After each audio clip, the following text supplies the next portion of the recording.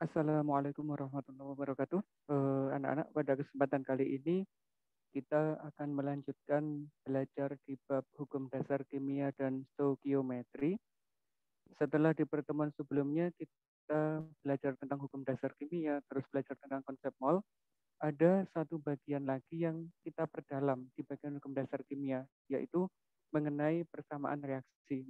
Misalkan di hukum perbandingan volume miliknya Gay-Lussac, kita mengenal ada perbandingan volume gas yang terlibat reaksi. Dan di sana dituliskan ada persamaan reaksi. Dan hari ini, cara menuliskan persamaan reaksi termasuk bagaimana cara menyetarakannya akan kita kupas secara mendalam. Bagian ini dikenal sebagai reaksi kimia dan persamaan reaksi. Di sini terdapat dua bagian, ada reaksi kimia dan ada persamaan reaksi. Apa penjelasan masing-masing kita detailkan sekarang. Nah, sebelum kita masuk ke materi anak-anak, beberapa waktu yang lalu saya sempat sih melihat ada meme yang sangat unik itu ya di Instagram. Memenya seperti ini. Ada 3 ekspresi orang waktu belajar kimia sih katanya. Yang pertama dia mempelajari kalau ada O ditambah O ketemu O2. Oh, mereka paham. Karena ini ada satu O, ini satu O, kalau ditambah O-nya ada 2. Begitu juga yang ini. Ada C ketemu O2. Jadinya adalah CO2. Oh, ini normal. Ini sesuatu yang hal yang biasa. Tapi saat menjumpai kayak begini, ada N2, ada H2, kok tiba-tiba jadi NH3? Kok bukan NH atau N2H2? Nah, ini yang bikin bingung. Itulah uniknya kimia. Karena di sini itu berlaku hukum perbandingan tetap, hukum kekalan massa, dan sebagainya. Makanya tidak semua atom yang ini dijumlahkan akan sama dengan yang di sebelah kanan, karena mempertahankan berbagai hukum yang berlaku tersebut. Baik anak-anak, hari ini kita akan lanjutkan ya untuk di persamaan reaksi dan reaksi kimia itu sendiri. Di bagian awal sudah kami sampaikan bahwa ini ada dua istilah, yaitu ada reaksi kimia dan persamaan reaksi. Banyak sekali peristiwa-peristiwa kimia yang terjadi dalam kehidupan sehari-hari yang perlu kita tuliskan dalam bentuk simbol atau persamaan reaksi. Kalau reaksi kimia sendiri itu adalah suatu peristiwa atau kejadian yang bisa kita lihat, kita amati dalam kehidupan sehari-hari. Sedangkan persamaan reaksi itu adalah penyimbolan atau bagaimana cara menuliskan peristiwa kimia ke dalam simbol-simbol kimia. Misalkan ini, sangat familiar sekali bagi kita karena setiap hari hampir kita menjumpainya, yaitu pada saat kita memasak menggunakan gas LPG.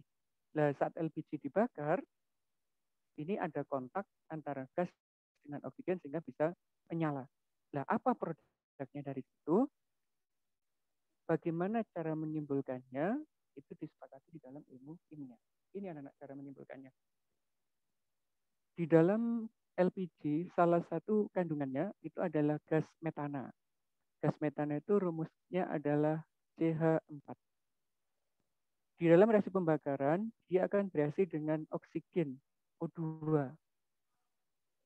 Bagaimana hasilnya? Yaitu membentuk gas CO2 dan H2O. Di sini ada dua bagian, ada metana, ada oksigen, kemudian dipisahkan oleh tanda panah, yaitu karbon dioksida dan molekul air.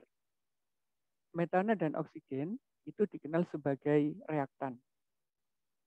Sedangkan karbon dioksida dan air itu dikenal sebagai produk. Reaktan ada di sebelah kiri panah, sedangkan produk ada di sebelah kanan panah. Terus di sini juga berlaku hukum kekalan atom, bahwa atom-atom yang di sebelah kiri, jadi kita menggunakan hukumnya Dalton ya, atom-atom yang ada di sebelah kiri atau sebelah reaktan itu jumlahnya harus sama dengan atom-atom yang di sebelah produk atau kanan tanda panah. Kalau kita lihat di sini CH4 ada satu atom C, ada 4 atom H. Molekul oksigen itu ada 2 atom O. Mengapa kok harus 2? Karena ini menggunakan proses penyetaraan reaksi. Metana kalau ketemu oksigen itu berubah menjadi CO2. Ini C-nya ada 1, di sini juga ada 1. Sedangkan sisa lainnya adalah gas H2O atau air. Jadi untuk satu atom oksigen akan mengikat 2 atom hidrogen. Di dalam metana ini ada 4 atom hidrogen sehingga memerlukan 2 atom oksigen yang lain. Di karbon dioksida butuh 2 oksigen, di molekul air butuh 2 atom oksigen sehingga diperlukan oksigen sebanyak 4. Sedangkan oksigen sendiri itu berikatan adalah dalam bentuk diatomik 2-2 sehingga memerlukan 2 molekul oksigen. Makanya ditulis sebagai 2 oksigen. Bagaimana dengan jumlah atomnya? Oksigennya di sini jadi 4. 2 kali 2 ada 4. Di sebelah kanan, C-nya ada 1. Di sini oksigennya ada 2. Kemudian di molekul air, karena molekul airnya ada 2, berarti 2 atom oksigen dan 4 atom hidrogen. Angka 2 di depan senyawa ini disebut sebagai koefisien, sedangkan yang kecil ini disebut sebagai indeks, sebagaimana dijelaskan pada pertemuan sebelumnya. Mengapa kok dikasih koefisien, anak-anak? Tujuannya adalah untuk menyamakan jumlah atom itu. Coba kita lihat sebelum adanya koefisien ya. Ini C-nya 1. Di sini 1 sudah sama. Hidrogennya di sini 4. Di sini masih ada 2. Agar sama makanya dikasih koefisien 2. Jadilah hidrogennya menjadi 4 ini. Kalau jumlah hidrogennya berubah, oksigennya otomatis berubah. 2 dikali 1 adalah 2. Di sini juga ada 2. Berarti jumlah oksigen di sebelah kanan adalah 4. Di sini masih 2, akar sama dikali 2. Makanya dikasih koefisien 2. Nah, cara membacanya bagaimana ini? Satu molekul metana bereaksi dengan 2 molekul oksigen akan membentuk 1 molekul karbon dioksida dan 2 molekul air. Itu cara baca anak. Saya ulangi, 1 molekul metana jika direaksikan dengan 2 molekul oksigen akan menghasilkan 1 molekul karbon dioksida dan 2 molekul air. Ini adalah cara membaca untuk persamaan reaksi tersebut. Nah, kita lanjutkan ya. Penambahan koefisien di contoh tadi itu tujuannya adalah untuk menyetarakan atau menyamakan jumlah atom di sebelah kiri maupun di sebelah kanan. Nah, untuk menyamakannya itu disebut sebagai koefisien ini ya. Sedangkan angka yang tulis sebagai subscribe ini dikenal sebagai indeks. Intinya jumlah atom yang di sebelah kiri juga sama dengan jumlah atom yang di sebelah kanan. Kita ambil contoh ini misalkan. C-nya 3. Di sini masih 1.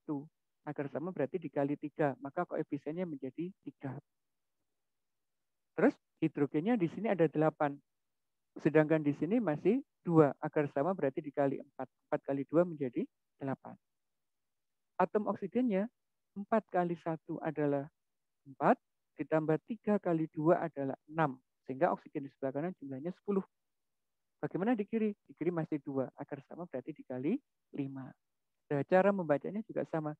1 molekul C3H8 itu bereaksi dengan 5 molekul oksigen untuk menghasilkan 3 molekul karbon dioksida dan 4 molekul air. C3H8 itu namanya propana. Sehingga kalau kita baca senyawanya, 1 molekul propana bereaksi dengan 5 molekul oksigen itu dapat menghasilkan 3 molekul karbon dioksida dan 4 molekul air. Caranya seperti itu, cara membacanya. Nah, sekarang kita akan mengenal selain ada koefisien dan indeks, di dalam persamaan reaksi itu juga harus menyertakan wujud zatnya.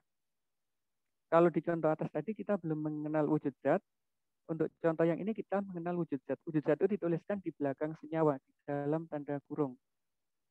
Ada 4 wujud senyawa yang akan kita gunakan di dalam persamaan reaksi kimia itu. Apa aja?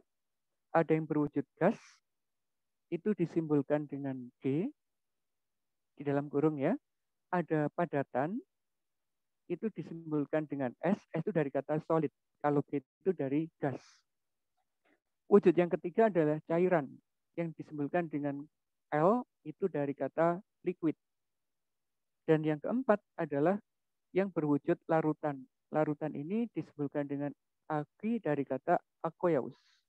Jadi ada 4 wujud zat ini yang akan selalu kita gunakan di dalam ilmu kimia. Ada gas, ada padat, ada cairan, ada larutan. Misalnya ini di pembentukan molekul oksigen, molekul air. Untuk membentuk molekul air, unsur penyusunnya adalah hidrogen dan oksigen. Bagaimana menyetarakannya? Kita lihat di sini. Ini hidrogennya ada 2. Di sini 2 berarti sama. Bagaimana dengan oksigen? Ini ada 2, di sini 1. Makanya di sini dikasih koefisien 2. Jumlah hidrogennya berubah menjadi 4, sehingga di sini dikali dengan 2.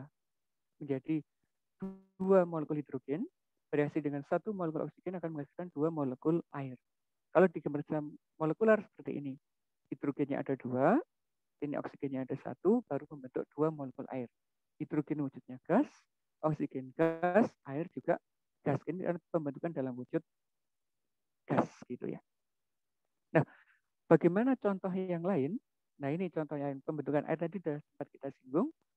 Misalkan kita punya gas hidrogen sama gas oksigen dicampur dalam kondisi tertentu, dia bisa menghasilkan tetesan air atau menghasilkan uap air. Nah, persamaan reaksinya, gas hidrogen ditambah oksigen membentuk H2O. Hidrogennya ada 2, di sini juga sama. Ini oksigennya ada 2, di sini 1. Agar sama, koefisien di H2O dikasih angka 2. Sehingga hidrogennya menjadi 4. Di sini hidrogennya masih 2, agar sama berarti dikasih 2. Nah, proses penambahan koefisien ini dikenal sebagai penyetaraan reaksi kimia. Jadi, materi utama di bagian ini adalah bagaimana cara menyamakan persamaan reaksi kimia atau penyetaraan reaksi kimia. Caranya seperti itu, dengan cara menambahkan koefisien agar jumlah atom yang di sebelah kanan dan kiri itu sama.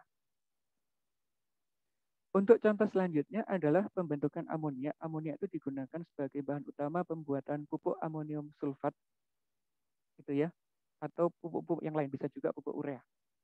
Bagaimana cara pembuatan amonia? Kalau di pabrik itu menggunakan proses Haber-Bosch, gambarnya seperti ini.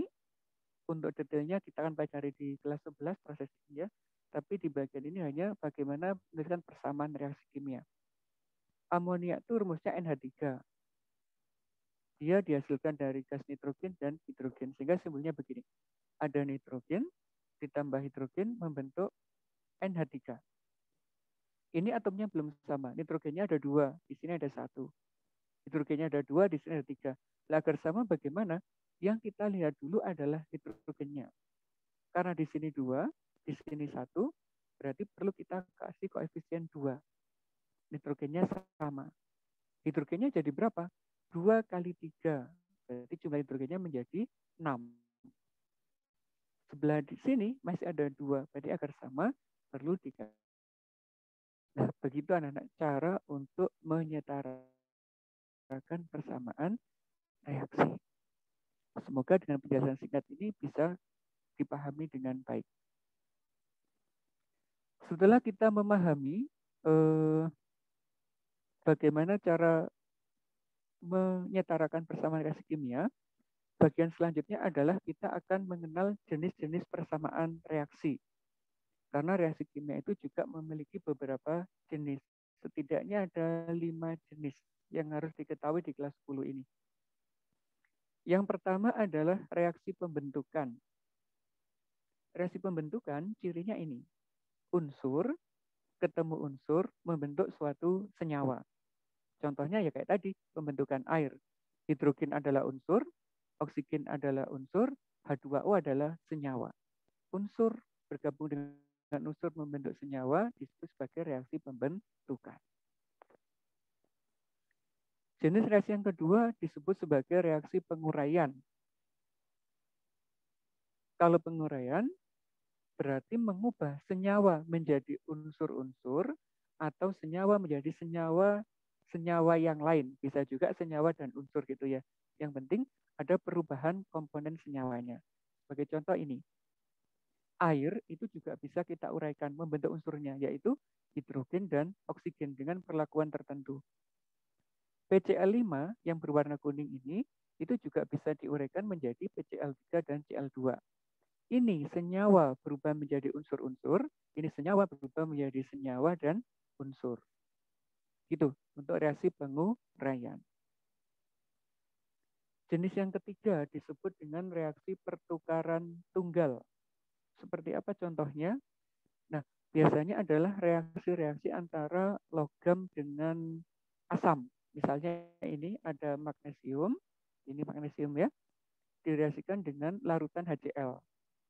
Secara molekular, magnesium itu seperti ini. Logam susunannya padat. Sedangkan larutan HCl itu terdiri dari ion H+ dan Cl- yang terpisah seperti ini. Kalau magnesium itu dimasukkan ke dalam larutan HCl, akan terjadi reaksi dan muncul gelembung-gelembung gas seperti ini. Dan gas itu disebut sebagai gas hidrogen. Kemudian, magnesiumnya akan berubah menjadi Mg2+ karena dia golongan 2 dan berinteraksi dengan Cl- membentuk magnesium klorida. Persamaan reaksi seperti ini. Magnesium dengan larutan HCl, hidrogen klorida atau asam klorida, membentuk magnesium klorida dan gas hidrogen. Awalnya magnesium belum mengikat apa-apa. Sekarang dia berubah mengikat atom Cl. Karena Mg yang awalnya tidak mengikat sesuatu menjadi mengikat Cl itu disebut pertukaran tunggal. Yaitu terjadi pengikatan pada molekul logam ini. Sedangkan hidrogennya yang dari HCl itu berubah menjadi gas hidrogen. Yang awalnya mengikat Cl sekarang dia lepas membentuk gas. Ada unsur, ketemu senyawa, menghasilkan senyawa, dan unsur. Itu adalah reaksi pertukaran tunggal. Nah, yang kedua adalah reaksi pertukaran rangkap. Umumnya ini terjadi pada kondisi larutan. Misalnya reaksi antara asam dan basa. Asam klorida ketemu NaOH. Produknya apa nanti? Yaitu membentuk NaCl dan H2O. HCl itu di dalam larutan ada dua ion, yaitu H+ dan Cl-. Sedangkan NaOH menjadi Na+ dan OH-. Karena ini ada ion-ion yang berbeda, jika dicampurkan akan terjadi pertukaran ion. Hidrogen yang awalnya mengikat Cl akan bertukar posisi dengan atom OH, dengan ion OH. H+ ketemu OH- berubah menjadi H2O. Sedangkan Cl yang awalnya berikatan dengan H+, sekarang bertukar dengan lainnya, yaitu dengan ion Na+, berubah menjadi Na+. Ini ion positif dengan ion negatif, yang negatif ketemu ion positif. Itulah yang disebut sebagai reaksi pertukaran rangkap. Insya bisa dipahami ya. Dan yang terakhir adalah tipe reaksi pembakaran. Cirinya ini, ada suatu senyawa ketemu dengan oksigen. Jadi ciri utamanya reaksi pembakaran itu adalah adanya oksigen di sebelah reaktan ini.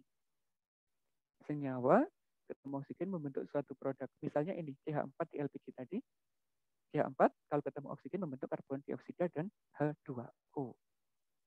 Nah, ini anak-anak terkait dengan konsep yang kita pelajari hari ini, yaitu bagaimana cara menyetarakan persamaan reaksi, termasuk juga jenis-jenis persamaan reaksi. Kemudian apa tugasnya hari ini anak-anak? Tugasnya adalah ini, yaitu anak-anak belajar bagaimana menyetarakan persamaan reaksi. Ada persamaan reaksi di sini, sejumlah 10 ya. Di halaman ini ada 5, di halaman selanjutnya ada 5. Silakan di screenshot, kemudian ditulis di bukunya masing-masing, setarakan di sana. Samakan atom yang di kiri dan atom yang di kanan dengan cara menambahkan koefisien seperti tadi. Terus, hasil pekerjaan anak-anak silakan diubah ke format PDF, diupload di Google Classroom. Ini yang halaman 1, ini yang halaman 2. Insya Allah sangat mudah karena hanya 10 soal aja, nggak perlu waktu sampai 15 menit akan selesai. Sudah, terima kasih. Nah, demikian anak untuk materi tentang persamaan reaksi dan reaksi kimia. Semoga bisa dipahami dengan baik. Terima kasih. Assalamualaikum warahmatullahi wabarakatuh.